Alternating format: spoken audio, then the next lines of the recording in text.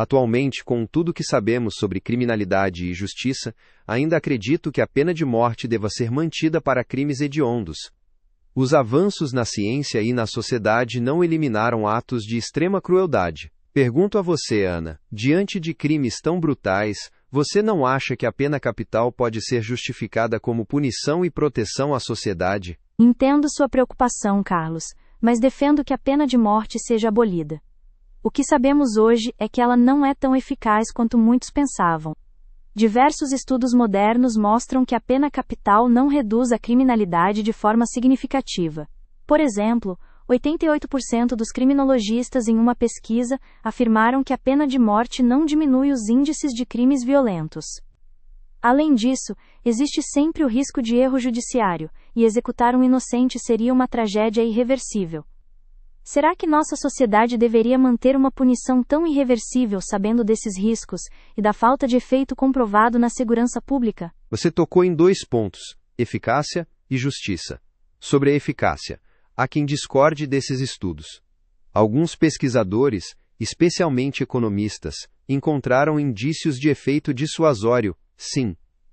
Por exemplo, um estudo sobre o Texas indicou que cada execução evitou entre 11 e 18 homicídios no período analisado. A lógica é que, temendo perder a própria vida, potenciais criminosos pensariam 2 vezes antes de matar. E mesmo que a dissuasão geral seja debatível, há a incapacitação permanente. Um assassino executado certamente não voltará a cometer crimes. Isso protege a sociedade diretamente. Quanto à justiça, muitos argumentam em termos de olho por olho, ou seja, para crimes horrendos, a única retribuição proporcional é a pena de morte, trazendo um senso de justiça e talvez algum alívio às famílias das vítimas. Na sua visão, ignorar essa retribuição não passa uma mensagem de impunidade? Retribuição é compreensível emocionalmente, mas precisamos analisar friamente se ela traz mais benefícios ou problemas. Primeiro, sobre o efeito dissuasório. Os dados contrários são bem fortes. Estados e países sem pena de morte muitas vezes têm taxas de homicídio menores do que aqueles que aplicam a pena capital. Muitos homicidas agem por impulso, paixão ou distúrbios, não pensando em consequências legais no momento. Então, duvido que um criminoso prestes a cometer um crime pense: posso pegar pena de morte, então não vou fazer. Em contraste, sabemos que onde houve pena de morte ocorrem erros. Mais de 200 condenados à morte nos USA foram exonerados desde 1973 por provas de inocência. Isso prova que o sistema judicial falha às vezes, e nesses casos a pena de morte quase causou ou causou injustiças irreparáveis. Quanto à vingança ou olho por olho, devemos ter cuidado para não confundir justiça com pura retaliação. Punir severamente os culpados é necessário, mas tirar uma vida levanta questões morais profundas. O Estado estaria fazendo justiça ou apenas promovendo mais morte? Além disso, perpetuar a violência como resposta à violência pode criar um ciclo de brutalidade, em vez de resolver o problema. Será que não há formas de punição severa que não nos coloquem nesse dilema ético? Sem dúvida é um dilema ético, mas proponho pensar do ponto de vista da proteção social e da impossibilidade de reabilitação em alguns casos. Existem criminosos cuja periculosidade é tão extrema que mesmo prisão perpétua representaria riscos. Há casos de criminosos violentos que matam dentro da prisão ou lideram crimes aqui fora, mesmo encarcerados. Para esses inimigos da sociedade que não demonstram qualquer possibilidade de recuperação, alguns defendem que a pena capital seria uma forma de garantir a segurança coletiva de forma definitiva. Além disso, há o argumento de que manter alguém preso para o resto da vida pode ser visto como um fardo perpétuo para os recursos do Estado, enquanto a execução, em tese, encerraria o caso. Sei que há quem diga que a pena de morte sai mais cara devido a longos processos e apelações, mas em parte isso é porque o sistema tenta justamente minimizar erros. Do ponto de vista de princípios, se a sociedade, de forma democrática, decide pela pena máxima em certos casos, não seria essa uma escolha legítima? Em muitas jurisdições onde há pena de morte, ela foi instaurada por lei com apoio popular, refletindo a vontade de punir os crimes mais bárbaros de forma exemplar. Não é válido que a democracia decida punir tão severamente aqueles que mais violam nossas leis?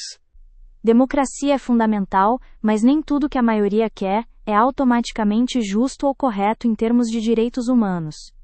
Você citou custos e realmente, na prática, a pena de morte costuma ser mais cara mesmo, devido aos gastos judiciais extras. Por exemplo, na Califórnia, manter a pena de morte custou $114 milhões a mais por ano, em comparação à alternativa de prisão perpétua. Mas deixemos o custo de lado e foquemos em princípios e vontade popular. Sim, houve apoio popular em vários lugares, mas vale lembrar que tendências modernas apontam para o abandono da pena capital. Hoje, mais de 2/3 dos países do mundo já aboliram a pena de morte em lei ou não a praticam mais. Isso inclui 113 países que aboliram totalmente até 2025. Sociedades evoluem e percebem que é possível buscar justiça sem recorrer à execução. Mesmo em democracias consolidadas como os Estados Unidos, o apoio público vem caindo. Uma pesquisa Gallup recente mostrou apenas 52% dos americanos a favor, o índice mais baixo em 50 anos. Ou seja, a maioria lá quase deixou de apoiar. Diversos estados americanos já suspenderam ou aboliram a prática.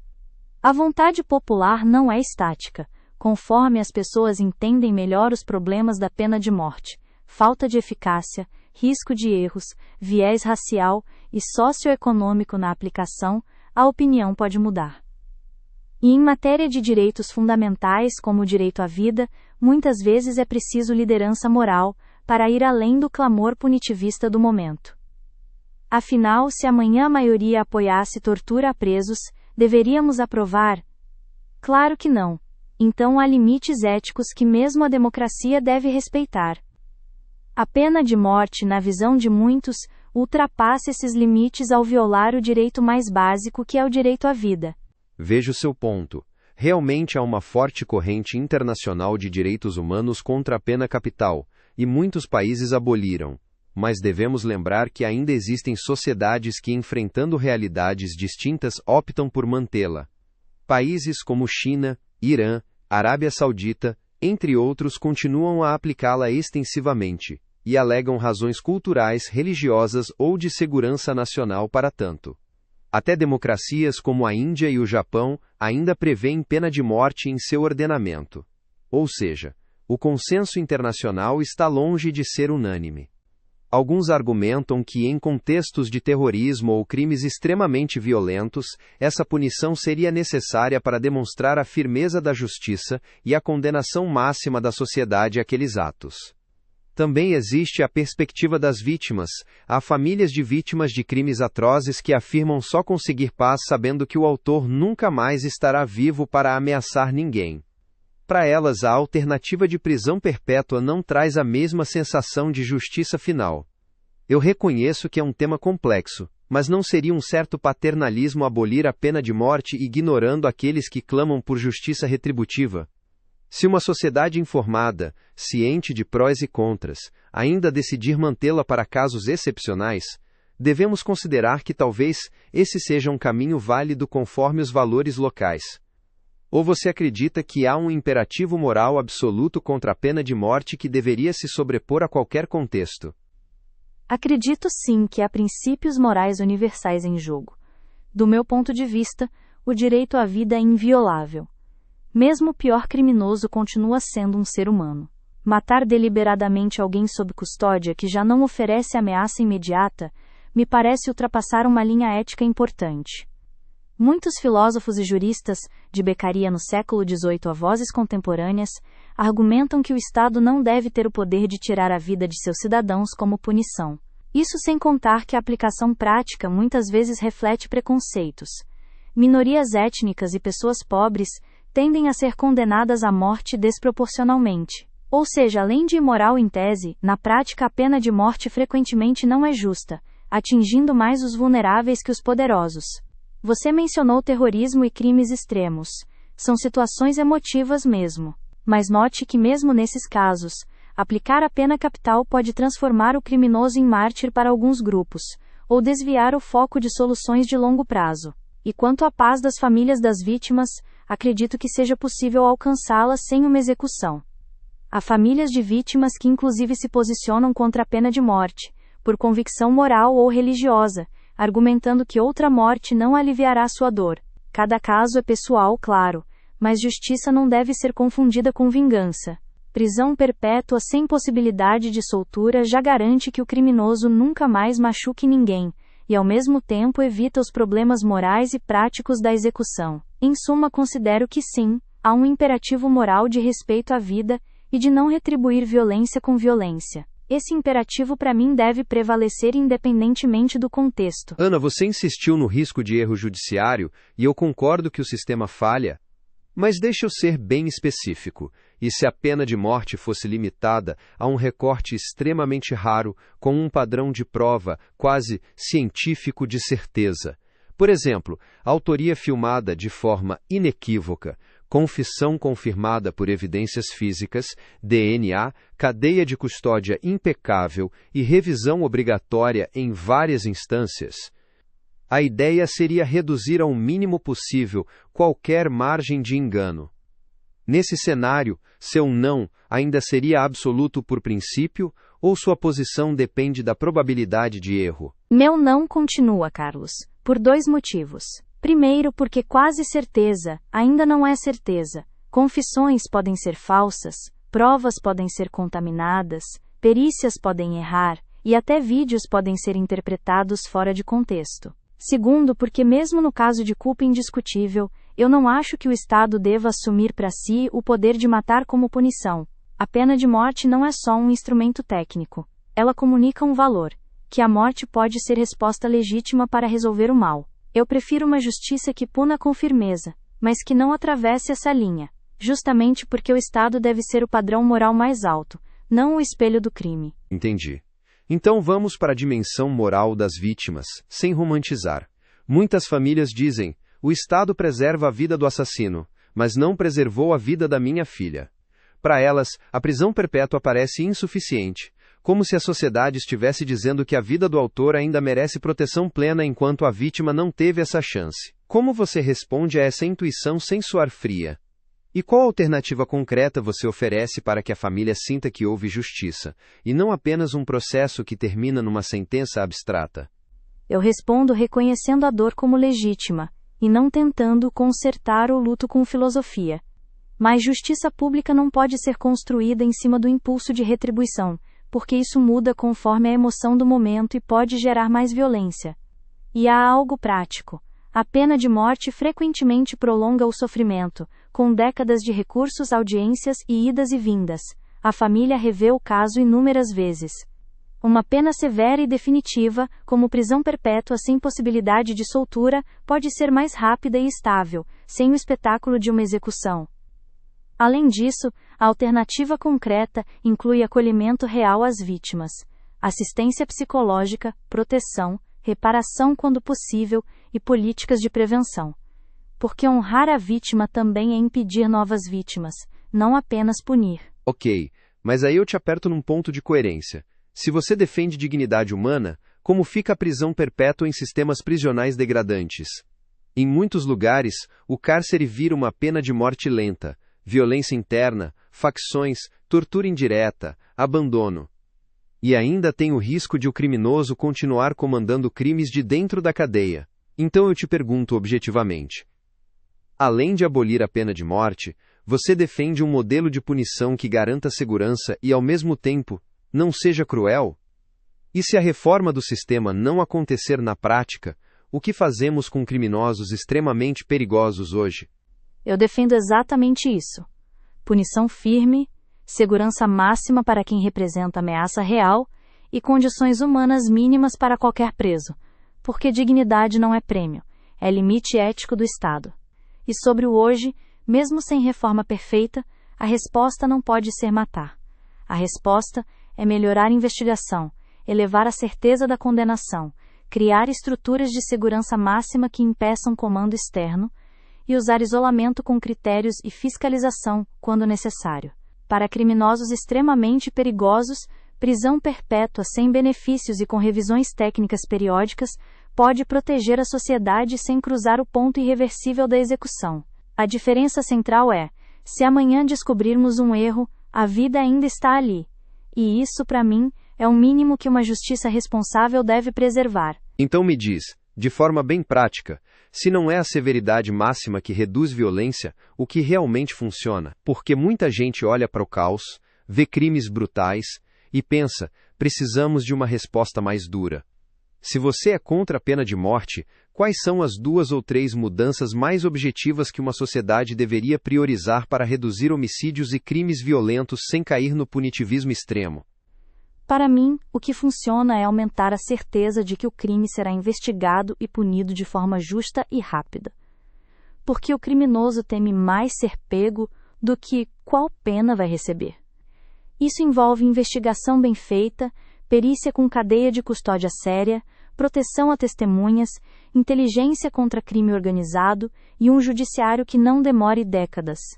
Segundo, prevenção focada, violência doméstica, conflitos armados em bairros específicos, álcool e drogas, saúde mental, armas ilegais. Existem pontos onde políticas públicas reduzem risco real.